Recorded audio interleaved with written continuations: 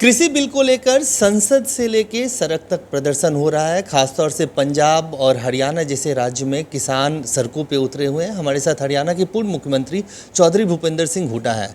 Sir, प्रधानमंत्री बार बार कह रहे हैं कि एपीएमसी बना रहेगा, एमएसपी बना रहेगा, तो फिर झगड़ा किस बात का है?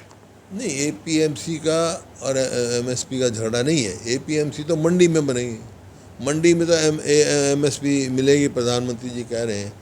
लेकिन जो ये बिल आए हैं उसमें तो मंडी से बाहर जो है खरीद होगी, उसमें एमएसपी लागू नहीं है।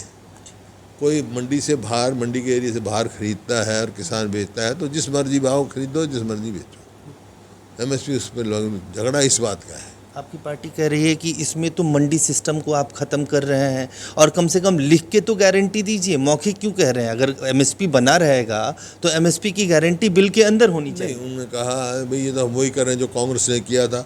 एपीएमसी का हमने कभी ये नहीं कहा हम ख़त्म करेंगे। हमने उनको कहता है रैशनलाइज करेंगे हम और नज़दीक लेके जाएंगे गाँव में, जो नज़दीक से नज़दीक बनाए भी है। हमने परचेज सेंटर गाँव में बनाए भी हैं तो गांव उनको लॉजिस्टिक वो मिले और अच्छा मिले। दूसरा, कॉन्ट्रैक्ट फार्मिंग 2007 में हमने शुरू की, क्योंकि कई दफ़ा ऐसा होता है वो मान लो यहाँ बारले पैदा होती है हमारे यहाँ, तो वो ज़्यादा इस्तेमाल बियर बनाने में होती है, तो बियर के जो हैं वो कॉन्ट्रैक्ट कर लेते हैं। अब मैं उत्तर प्रदेश में किसान हूँ, उत्तराखंड में हमारा कॉन्ट्रैक्ट है एग्रीकल्चर यूनिवर्सिटी से, सीड प्रोड्यूसर हूँ मैं।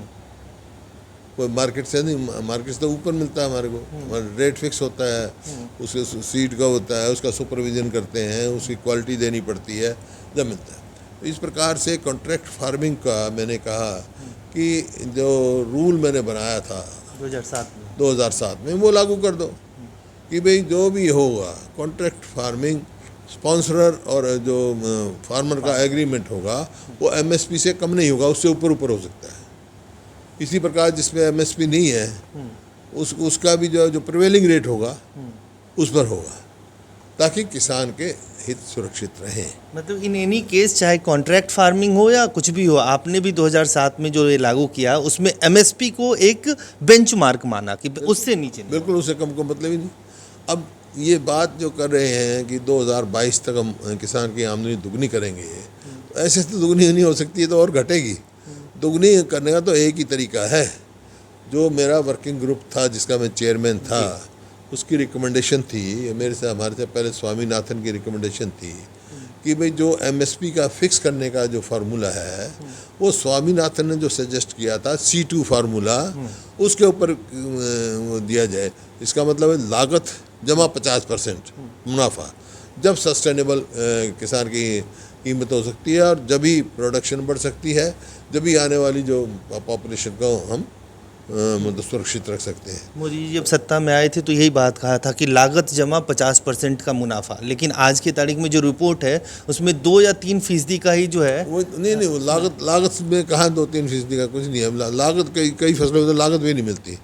और क्योंकि आपको पता है हर चौथी पाँचवीं फसल के बाद एक बार किसान की फसल ख़राब हो जाती है। कभी ओले पड़ जाते हैं, कभी फ्लड आ जाता है, कभी ये आपका सूखा पड़ जाता है, तो डिस्ट्रेस में रहता है। तो किसान की डिस्ट्रेस बताना, डिस्ट्रेस सेल से बचाना और उसको एमएसपी मिलना और उसकी आमदनी बढ़ानी है, तो लागत के हिसाब से स्वामीनाथन C2 फार्मूला लागू करना। और अब इसका ये बिल तो ले आए। अब मेरा एक कहना एक ही है, एक और बिल ले आए। कोई इसमें उनकी वो नहीं है कि भाई जो मंडी से बाहर जो भी खरीद फरोख्त होगी वो एमएसपी से नीचे नहीं होगी। जो एमएसपी से नीचे खरीदेगा वो पनिशेबल इन लॉ होना चाहिए, ताकि किसान लूट से बच जाए। धन्यवाद। तो साफ तौर से हुड्डा जी का कहना है कि सरकार बिल तो ले आई है, एक बिल और इसमें ले आए कि मंडी व्यवस्था से बाहर भी अगर किसानों की कोई फसल या उसका फ्रूट या कुछ भी खरीदा जाता है उसमें एमएसपी की बाध्यता हो। न्यूनतम समर्थन मूल्य से नीचे किसान की फसल को नहीं खरीदा जाए और अगर खरीदा जाता है तो उसे एक पनिशेबल ऑफेंस माना जाए। अजय झा, गो न्यूज़ दिल्ली।